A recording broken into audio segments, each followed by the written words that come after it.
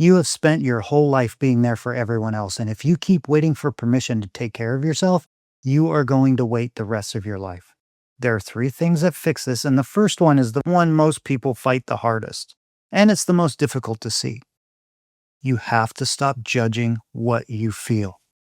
Someone hurts you in a small way, and you don't say anything because you feel like you might be overreacting or being overdramatic. You feel drained after a conversation and you let it slide because the other person didn't say anything that bad. Stop making excuses for other people's behavior at the expense of yourself. Because here's what that does to you. You are now stuck with the energy drain from the person or situation you are tolerating and the shame of feeling bad about it on top of that. It's a double hit of negativity that only builds resentment over time.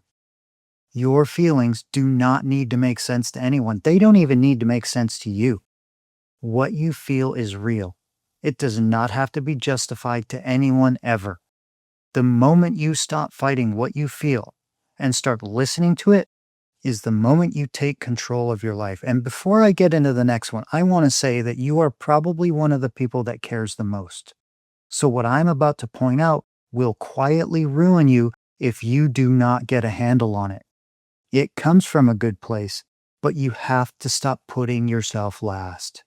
You tell yourself you can't do anything for yourself until you have answered every text and solved every problem and shown up for everyone who needed you.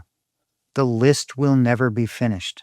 There will always be one more thing to do and one more person who needs something from you. And your whole life is sitting on the other side of a list that never ends. You cannot skip the parts of your life that actually matter and keep you healthy and vibrant.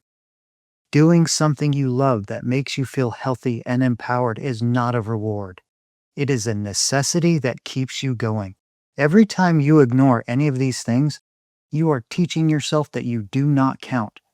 You have to get enough sleep. You have to make time for self-care. You have to take the time for yourself to decompress and do something you enjoy.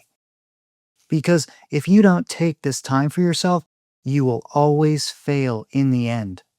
Which brings us to the last point. It's the easiest to do and the one people forget the fastest. You live inside your own head all day. Work is in your head, friends are in your head, family's in your head, your phone's in your head. You have a whole body and you barely use it. You have to get out of your head and make your brain stop spinning. Move, shake your arms, stretch out on the floor, dance around your room, go outside and walk. You can feel the stress sitting in your chest leave the second you actually start to move. And the same thing goes for how you perceive where you are physically. Look at the room you're in. Listen to the rain, feel the air. Notice the light. These simple acts of awareness will pull you out of your head. And most people never try it because it sounds too simple to work. You are running on empty because you have stopped showing up for yourself.